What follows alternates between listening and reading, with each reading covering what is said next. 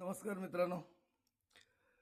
काल आपण लोहाविष्टो नरो वित्तम वीक्षते न तु संकटम दुग्धम पश्यति मार्जारो न तथा लघुडाहतीम हा 5वा श्लोक पाहिला आणि आज 12व्या आत्मनेपदीय या श्लोकातील 6वा श्लोक पाहतोय.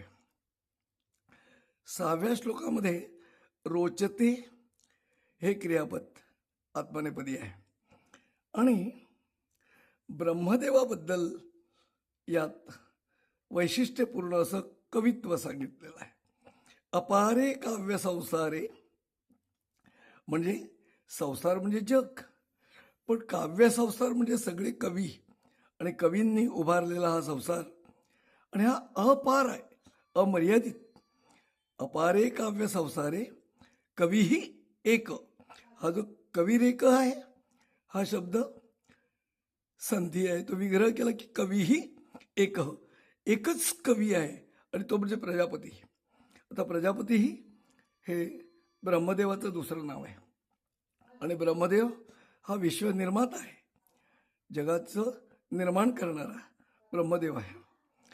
तेव्हा अपारे ज्या काव्यसंसाराला पार नाही, मर्यादा नाही, अमर्याद आहे असा हा संसार आणि त्यात कवी एकच, तो म्हणजे ब्रह्मदेव.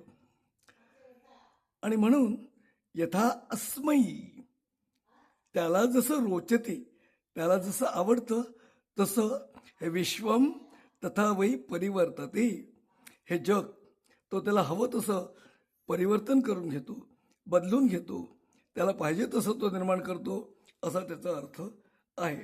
धन्यवाद. आता उद्या आपण पुढचा 7वा श्लोक पाहूया.